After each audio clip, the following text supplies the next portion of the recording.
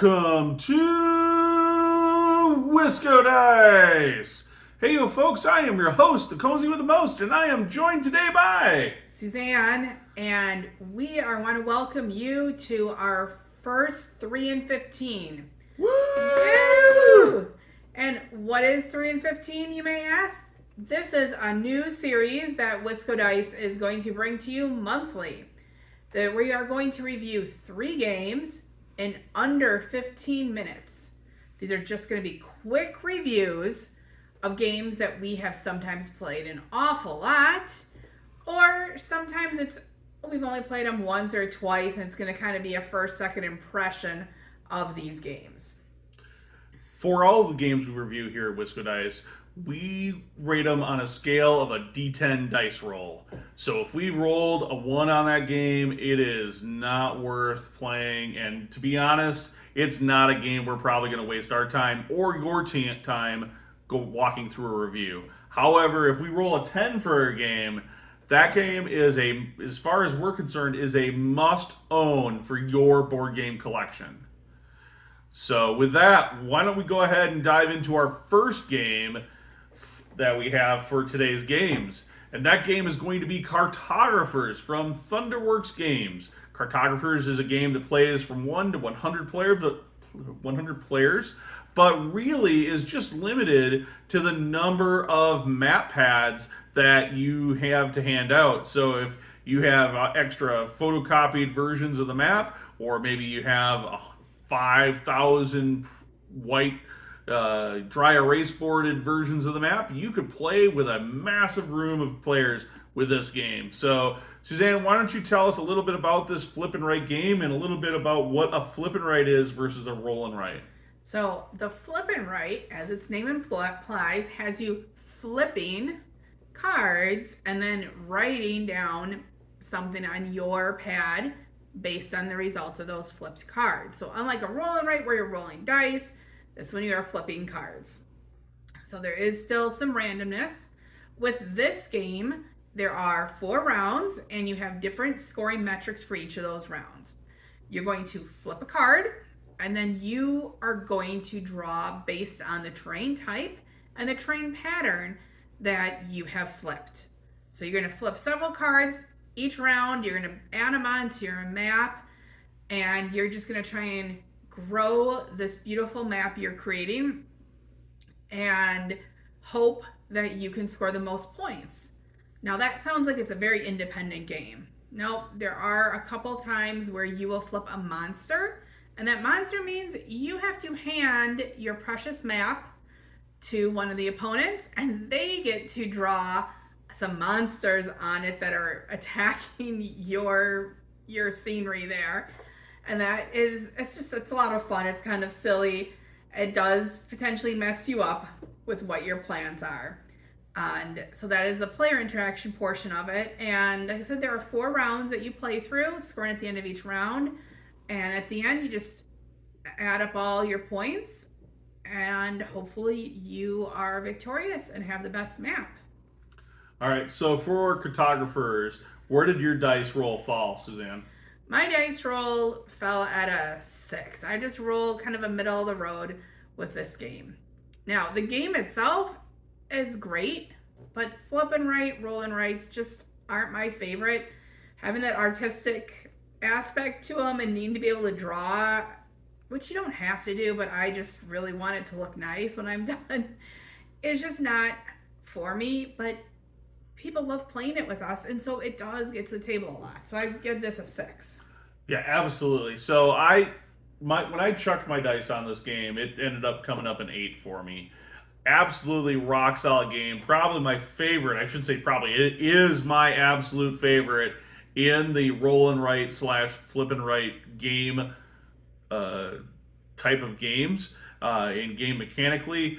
If it wasn't a right game, if it was a game that had tiles, whether those were polyomino or whatever, instead, this game would probably sit at a 10 for me because I absolutely love it. I absolutely feel like I create something when I'm done. I have this cool thing, but somewhere along the lines, I get to a point where I'm absolutely sick and tired of drawing a fabulous looking tree to represent a forest spot on my map, and so then I start just my artistic quality drops down, and I just like, okay, I'm sick of drawing.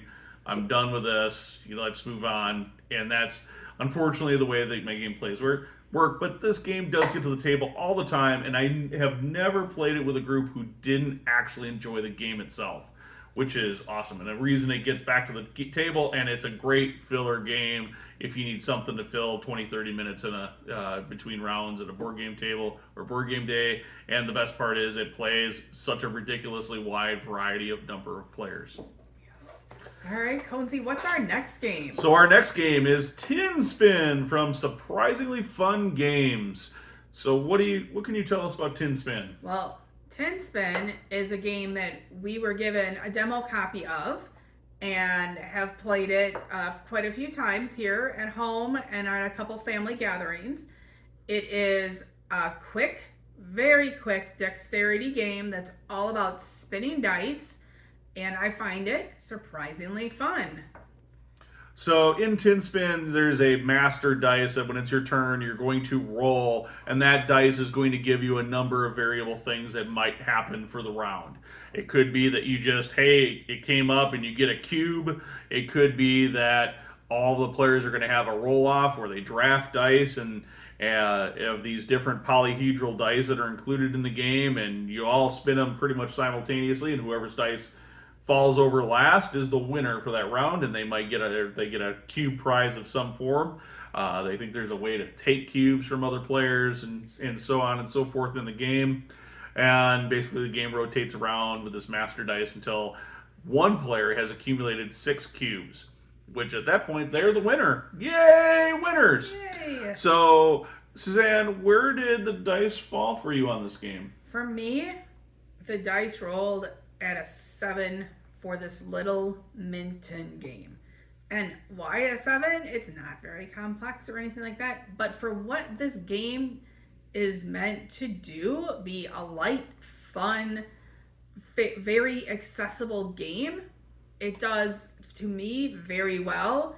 And so for me, it's a 7. How about you, Conesy? So, this game brings back a lot of nostalgia for me, but my dice ended up coming up a 6 on this particular game. And the reason being really is that it's a strong dexterity game, and I'm not particularly good at spinning dice, never have been, not since way back in study hall and in various classes where my dice, instead of spinning on my little desk or table or whatever where I was sitting in class, it would go spinning wildly off the table, and I would end up being a big disruption in class. So it is a lot of fun. In fact, you would say it's surprisingly fun, and I do recommend the game. Especially, it's the best part of this is the fact that we were able to play it over here on our bar. We were able to take it all over the place. And so it's a great, easy, it's very accessible, and for a group of gamers who love just being silly and fun and just spinning dice or seeing what they could do, it's a perfect game for that. And absolutely, we would recommend it. But it's like I said, it fell for a 6 for me. So that is Tin Spin from Surprisingly Fun Games. What do we have next? All right, next game up, number 3 in our 3 and 15 is Azul by Next Move Games. And Azul plays 2 to 4 players, and it's all about creating a absolutely beautiful mosaic with these tiles that are included in the game that are probably one of my favorite game components in all board games I've ever played. We are just reviewing the base game of Azul. In this review, there are multiple different variants of Azul. We'll probably touch on them later at different 3 and 15s or other full reviews, but this is just the core Azul. It is worth noting that the core Azul and the chocolatier version of Azul are effectively the same game. So if you wanted maybe a more chocolate themed version of Azul, just get the chocolatier version. You're getting the same game and components, just different colors really, is that look like chocolates and whatnot. So Suzanne, why don't you give us an overview of this game? So in this game, you play as a tile laying artist who has been asked to embellish the walls of the palace with a beautiful mosaic. You have these tiles that are drawn out and put in this factory display in the center of the table. So 4 tiles per display circle go around the table. Each player on their turn is going to draft all of one color of tile from one of these factory displays. Anything they don't take gets pushed into the center. So you're going to go around and you're going to do that, and you're going to put them on your board, trying to complete sections so that you can move them over into the final wall display. Now, this one's in the center. Anyone can also take those, like all of one color of those, but you have to potentially take negative points to do that. And also at the end of the round, all the tiles must have been taken by artists, and so you may end up with some negative tiles. The game continues going around where you fill up all the factory displays, and then everyone drafts those tiles to put in theirs. And you can do this until someone has completed a full row of their wall mosaic. Then you add up your final scores and declare the winner, who is the most talented tile laying artist in the kingdom. So I'll tell you, the first time I ever played Azul, I looked at the box and it was an abstract game, and I never heard of it, and this is years ago, before it became as popular as it is today. I think it was fairly new as well at the time, and I was at a buddy's house and we popped it open. It was the end of the game night, and what we ended up finding was a absolutely brilliant game that we all thought we were just going to play once and be done with it, put it back on the shelf, and instead we played it 3 times in a row, back to back, which is very strong for me to say that I actually played a game back to back to back. It is something I generally despise actually doing. I like to have a nice variety, change up the games. This game hit the table. We played it 3 times in a row, and if it wasn't like 1 o'clock in the morning, we would have continued playing it probably another 3, 4 times. It was actually that good, and I couldn't believe it. And so, like the next day, or when I went home and talked to Suzanne, it was like, we have to go buy this game. We immediately ran out and bought it. So that tells a little bit of something, and probably where it's going to fall, where those dice rolls.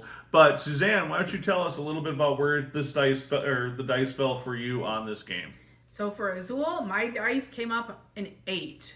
This game has high replayability. It's just a lot of fun and easy to teach and for people to pick up and understand it very quickly. So for me, this is definitely an 8. Also, I will note, this is a game that you do not need the expansions to continue enjoying this game. We've played this, I don't know how many tens or hundreds of times in the last 5 years, but we really enjoy this game, and it's an 8 for me. How about you, Combsy? Yeah, you're absolutely right. This game fell solidly as an 8. It's very remarkable or surprising that we both rate this game about the same. I actually think that of the various Azul versions, this is the version of Azul that you should own. If you're going to own any Azuls, it is the one that seems to come back to the table the most for us of all of the different Azul versions that we own. Absolutely enjoy this game. Absolutely love it. If an overlay was actually included in the box, I'd probably rate this slightly higher.